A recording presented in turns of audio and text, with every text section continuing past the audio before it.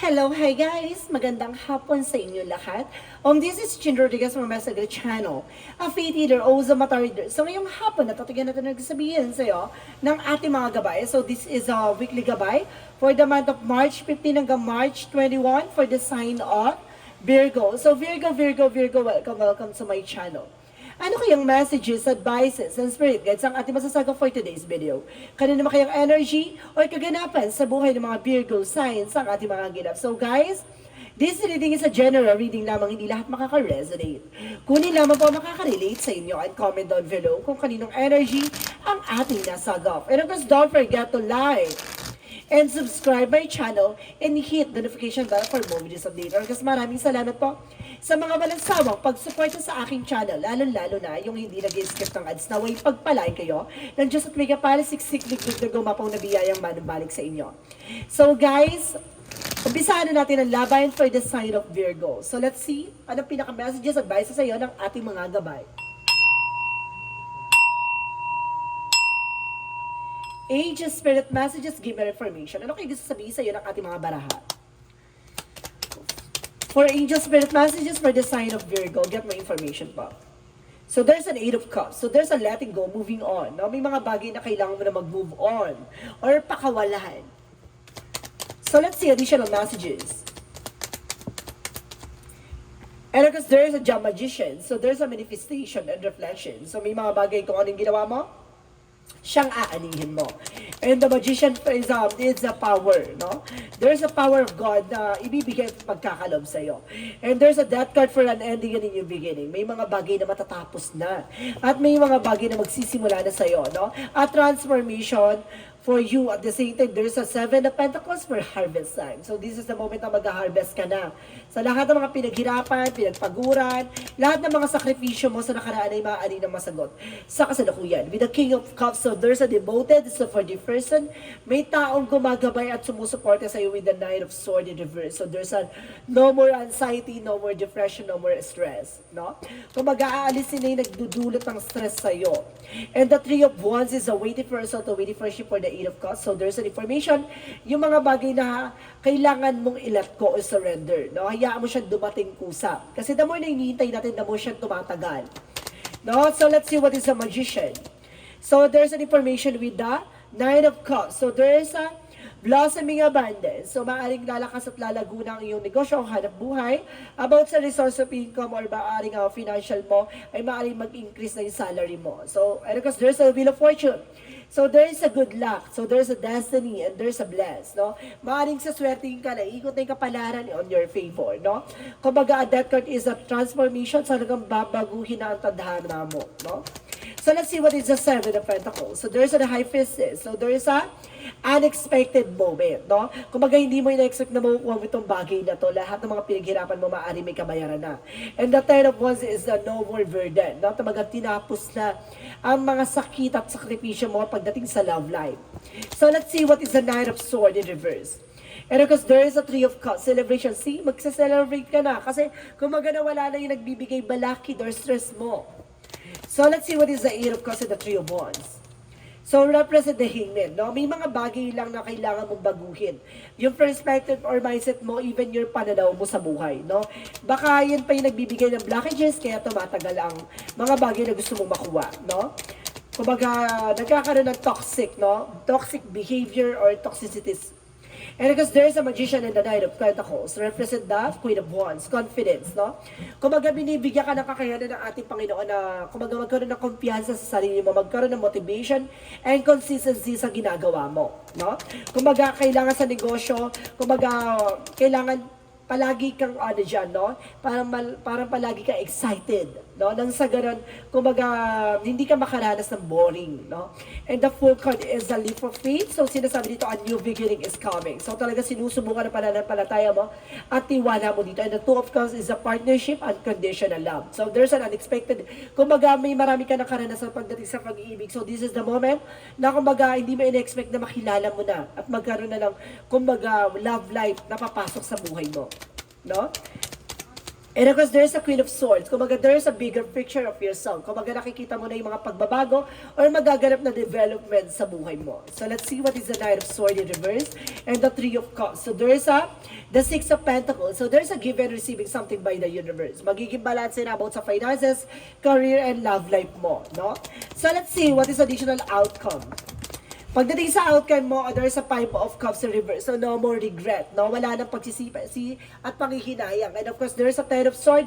No more backstabbing. No more betrayal. So, sinasabi dito, tapos na ang mga sigalo or tapos na yung mga pagdurusa, mga kasinungalingan ng nakaraan. And of course, the Hermit card is a soul searching, soul enlightenment. Nagbigay ng kaliwanagan sa'yo about sa spirituality. Tumaga tinuklas at pirang binigyan ka ng pagkakataon malaman, no, kung ano yung nagiging dulot, no, ng kamalasan, kabiguan at sakripisyo. No, binigyan ka na ng kaliwanagan dito ng spiritual. So let's see, additional messages for career. So there's a Five of Pentacles in reverse, so there's a recovery from financial loss. And of course, for career, and of course, there's a Seven of Pentacles, a Seven of Cups for opportunity. Maraming opportunity na papasok na dito sa'yo. So let's see, additional messages for love life.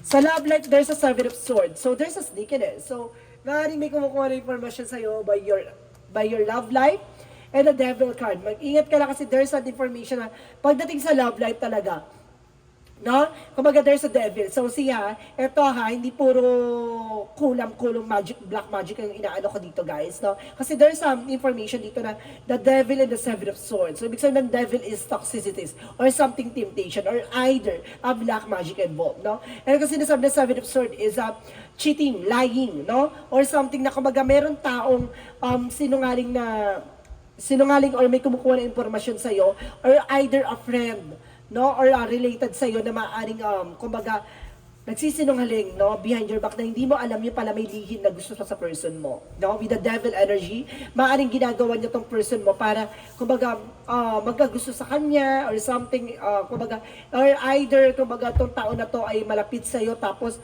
lahat ng mga mamahalin mo ay kumbaga iwan ka, no, ganun So, Virgo, kasi there's a person kasi na kasi biglang nag-react na parang, bakit na simulat sa pool, bakit there's a black magic, ano gagawa ko? Nandito sa cards nyo, no?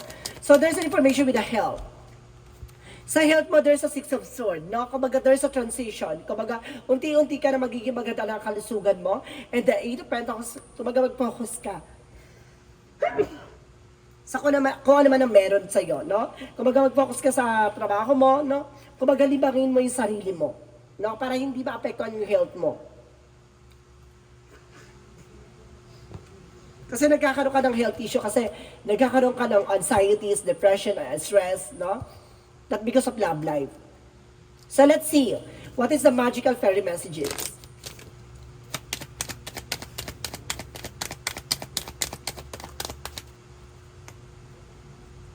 So, sinasabi dito, express your individuality. Allow your true self to shine because you're awesome. Nagpakita mo sa yung sarili mo, yung pagkatao mo. No? And there's an emotional healing. Magkakaroon ka ng emotional healing dito, guys. No? Unti-unti nang gagaling yung karamdaman mo, yung pakiramdam mo, yung pagmamahal mo, or something na kumbaga, yun yung dinurog-durog. No? Yun yung kailangan na, ito yung maaring kumbaga, magamot na. No, kumbaga matapos na. And see, there's a goodbye to the old, hello to the new. So, maaaring may taong gagamot at maaaring may magdala sa'yo ng bagong pag-ibig. Wow! So, let's see, what is the hidden yung oracle card? Kaya pala sinabi ng hello to the new, goodbye to the old. Talagang sinasabi dito na magkakaroon ka na ng emotional healing. Makaka-recover ka na sa nakaraan mo pag-ibig. And there's a trigger, conflict. Ito yung nagbibigay trigger dito yung pagdating sa love. Kumbaga minsan hindi ka nagiging balance Minsan kasi ang problema sa pag-ibig, dinadala mo sa trabaho or negosyo mo. And there's a unity. No? Pagdating sa love kasi, or sa relationship, kasi kailangan mayroong pagkakaisa. And there's a belief. No? Kumbaga mag-ingat kasi may mga nagbabalat kayo. May nagpapanggap. And there's a losses. So, may mga bagay na nawala dito. Maraming nawala sa'yo no? So, let's see. What is additional messages for the chakra? For the chakra messages for you. So there's a complacency. So ibig sabihin dito, kumbaga, wag mong hayaan masayang ang lahat, no? And because there's a perfection. So may mga bagay na parang unti-unti mo na mabubuo, no? Kumbaga mapaperfect yung bagay-bagay. Meron dito trickery, meron dito mapanlin lang, mag-ingat ka. Na may mapanlin lang. And there's an impatience. So may mga bagay na kailangan mo habaan ng pasensya mo. Mag-ingat ka dito sa manloloko, ha? Baka investment scam or something. So let's see what is Arcangel Raphael. Arcangel Raphael messages for you. So there's a have confidence. So kailangan mo ng kumpiyansa sa sarili mo, lakas ng loob, no? At tapang, no? And of course, there is a lean on God and angel support. You see, nandito ng ating Panginoon, ginagabayan ka pati ang ating mga gabay, ng ating mga angel spirit, itong Arcangel, no? Ginagabayan, pinoproteksyonan ka. And there is a believe and trust. Kailangan mo lang maniwala at magtiwala, no? Kumbaga, maniwala ka na lahat ng nangyayari sa buhay mo ay may ibig sabihin. Ha? Hindi yung kaya mo nararanasan yan kasi gato ganyan, hindi. May gusto sa'yo ipaalam sa'yo at kailangan mo solusyonan. So let's see what is a Monsology. For Monsology, so there is a personal issue reaches resolution, no? Yung personal na problema mo ay maaaring masolusyonan na. And there's a meditate and contemplate. So kailangan mo magdasal, magdevotion, no? Magmuni-muni. There's a nothing will come in the situation, no? Walang mangyayari sa situation kung hindi ka magtitake ng action. So let's see additional messages for angel spirit guides. So there's an information with the builder, no? Palakasin ang pundasyon mo. Palakasin ang loob mo, palakasin ang pangangatawan, paniniwala mo, and there's a heart desire, no? Kung ano gusto ng puso mo, sundin mo. And there's a trust, no? Magtiwala ka sa gut feeling mo, sa inner voice mo, even to yourself, no? Minsan kasi parang napanghihinaan ka na ng loob. So let's see what is the angel's answer. The situation will improve, no? Ang sitwasyon magbabago na, unti-unti na siya magbabago. Unti-unti nang magaganap ang malaking pagbabago. And within the next few weeks, sa mga susunod na linggo, magaganap na nga. And of course, there's something better. Mas magiging better pa sa mga susunod na eksena. So let's see. Additional messages for angel spirit. Kasi meron dito problema na kailangan mong solusyonan. There's a trigger. Ayun yung nag-trigger. Kasi hindi mo pala solusyonan yung problema. May another problema na naman. Kinakalimutan mo itong problema na to na solusyonan.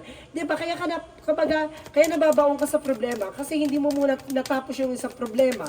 No, may problema na naman ikaw na nagawa or something na magagawa. No? You need to take an action. So, there is an inner earth. So, there's a you survive this. No? Naka-survive ka na dun eh. No? Kumbaga nakalagpas ka na doon eh. Nagkaroon ka na ng solusyon at magkakaroon ka ng bagong bukas at bagong simula na kailangan mo ulit solusyonan. Kailangan mo lang talagang tapusin muna yung chapter 9 bago ka mag-proceed for another level. Hindi mo pwedeng takasan at hindi mo pwedeng hindi ka pwedeng mag-take ng action agad dun sa bagay na hindi mo tinatapos yung nakaraan. Ganon, kailangan tapusin mo muna yun bago ka mag-proceed for another session. At the same time, water your garden. So there's a tenderness and rest. So kailangan mo ng pahinga. Arcangel Raphael messages for you. So there is a diet is more important. So kailangan mo ng kailangan mo mag-diet, no? Kailangan mo kumbaga ayusin yung pagda-diet mo. It's either magda-diet ka or ayusin mo yung pagda-diet mo, ayusin mo yung kinakain mo. And there's a laughter is the best medicine. So see, minsan kasi yung kaligayahan kasi or pagiging masaya, yun kasi minsan na nagiging sagot, no, para mawala yung stress mo, no, para ma-relieve yung stress mo and depression mo. Minsan kailangan natin maging masaya. Hindi tayo puro serious and serious. Pwede tayo nandun tayo sa serious, pero kailangan natin maging masaya at makalaya din minsan sa mundong ginagalawan natin. And there's a failure. So see, may mga mistakes ka nagagawa dito na kailangan mong matutunan, no? So let's see what is the energy.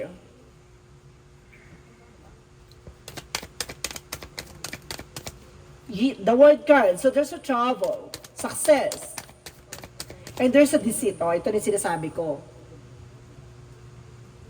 Di ba? Hindi, alam nyo guys ha, lumalabas talaga sa barahan yung may mangkukulam talaga. Oh. Oh, hindi ko yan talagang lumalabas siya. Ang gagawin natin. Di ba? May mangkukulam talaga dito na involved, kaya gano'n nangyayari sa buhay nyo. No, and there's a healer of the ages. So, ano ba kailangan natin? Kailangan natin mag-take ng action. Kailangan natin na magpagamot sa mga manggagamot, 'di ba? Diyos ko Lord. Ayan ha, lumalabas sa baraha. Hindi ko yan pinipik o hinuhugot na lang basta-basta. 'Di ba? And there's an awareness. Binibigyan ka ng babala. Awareness, ayan, no? Awareness. No? Binibigyan ka ng babala. Pero ayaw kasi mag-take ng action eh. Ganun yun. And there's God energy. So, there's an illumination, paglilinis, no? Pagtama sa mga mali or may mga bagay na kailangan mong ayusin at alisin. And there's a boundary. So, kailangan mo mag-set ng boundaries and clear the boundaries. So, let's see, pagdating sa Romance Angels.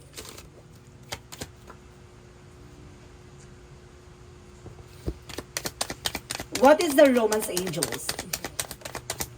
So, there's a playfulness, no?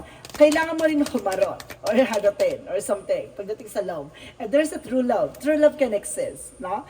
Talaga pagdating sa love, no? Kumbaga kailangan mong humarot-harot, no? Hindi pwedeng nakaupo ka lang dyan, ano? Kailangan mo syempre ng i-express yung sarili mo. So let's see what is the Jesus loving quotes. So my Father gives you the true bread from the heaven. So see, ibibigay sa iyo ni God yung mga bagay na talaga makakabusog sa iyo. 'Di ba?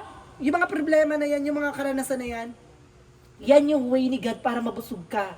No, parang mabusog ka sa kaalaman at mabusog ka sa mga matututunan mong lesson diyan. 'Di ba? Ganun si God, no? Inilalagay ka sa mga bagay na alam niya magpapalakas sa iyo.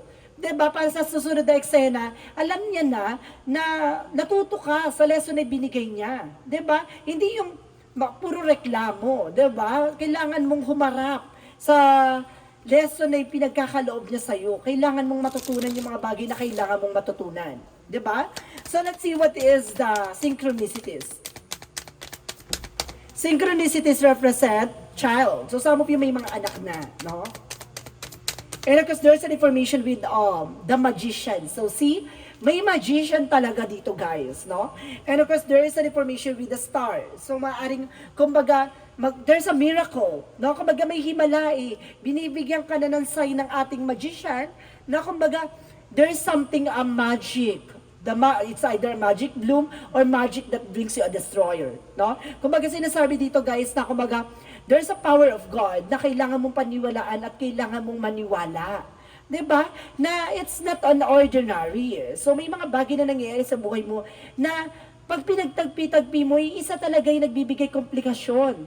No? At may mga taong gumagawa sa iyo na nagbibigay ng negatibo. Kaya hindi ka makausad at makapunta sa isang bagay na gusto mong maparoroonan. 'Di ba? You need to take an action bago ka another level ng eksena mo or bago ka mag-proceed for another chapter. 'Di ba? Tapusin mo muna 'yon dahil ayun yung magsisilbing pagkasira ng eksena mo, 'di ba? So let's see what is the angel's number.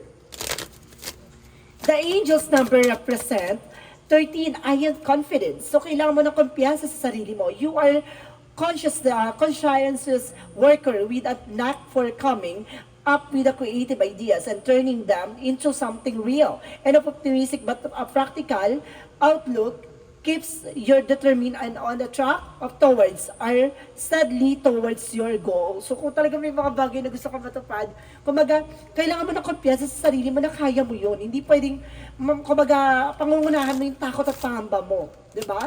So kailangan mo ng kumpiyansa. So let's see, for the angel's messages for you is, the voice of the heart. So, sundin mo yung inner voice mo. Pakinggan natin I silent the fear in me and discover the voice of my heart. The fruits of the words guides me. I trust the songs of my soul. My intuition leads me on the path of the light. So, see, makinig ka sa sinasabi ng puso't isip mo. Huwag kang matakot at huwag kang mangamba na may mga posibilidad ay maaari na naman mangyari ng pagkakamali. So, huwag kang matakot. Kung kailangan mo mag-take ng risk sa mga decision or gagawin mo sa buhay mo, kailangan mo magtiwala. No? So, let's see what is the angel's number ulit. So, there's a 6-6. Reflect. So, ibig sabihin, there's a reflection. Several unexpected development will enter your life. In fact, how you feel. This is a change to reevaluate your identity. You need a mental shift towards greater optimism. Self-assurance and trust. Put your faith in your gut and inner voice. Pay attention to your feelings and use them to help you become a better person. See, binibigyan ka na ng mensahe ng ating gabay na kumbaga na kailangan mo mag-pay attention sa mga nararanasan mo or nararamdaman mo na it's not ordinary, no? Kumbaga, it's all about a spiritual problem, no? May spiritual problem dito, you need to take an action for this bago ka mag-proceed for another level. Kasi, kumbaga, nagkakaroon ng no? Nagkakaroon ng, kumbaga, destruction or something destroyer or something collapse, no? Pagdating sa nangyayari sa buhay mo. Kasi love life, career, finances. Kasi magkakadugtong yan pagdating sa iyo eh. Kasi naapektuhan ang love life mo pag wala yung finances and career mo. And health mo. And of course, nagkakaproblema ang health mo kapag nai-stress ka sa love life mo. Ganun yon. Kung sinasabi sa'yo dito na may gumagawa ng eksena sa'yo na kaya ka hindi makalis sa situation. Makilig ka sa gut feeling mo. May gut feeling ka eh, yun na kailangan mo sundin. 'Di ba? Sa madaling salita, may gumawa sa'yo ng sumpa. Ha? There's a sumpa talaga. So guys, let's see what is the messages of life pa.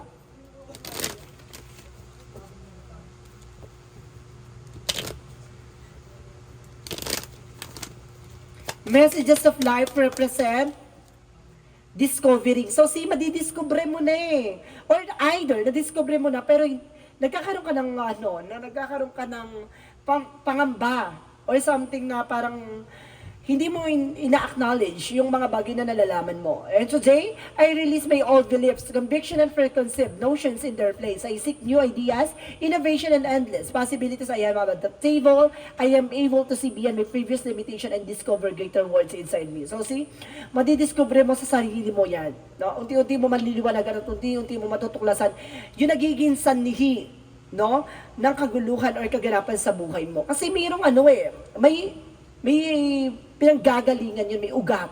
Yun yung kailangan mong alisin. Yung nagsisilbing ugat ng eksena na lahat ng nangyayari sa buhay mo. No? So guys, this is a weekly gabay for the month of March 15 hanggang March 21 for the sign of Virgo. So Virgo, maraming salamat for this wonderful reading. So once again, this reading is a general reading lamang, hindi lahat makaka-resonate. Kunin lamang po makaka-relate sa inyo and comment down below kung kaninong energy ang ating nasagap. And because don't forget to like and subscribe my channel and hit the notification bell for more videos update. Kasi maraming salamat po sa mga walang sawang pagsuporta sa aking channel, lalo na yung hindi nag-i-skip ng ads na way pagpalain kayo ng Diyos at may kapal siksik liglig na gumapaw na biyayang manumbalik sa inyo. Maraming salamat po and see you in the next video. Bye-bye and babush!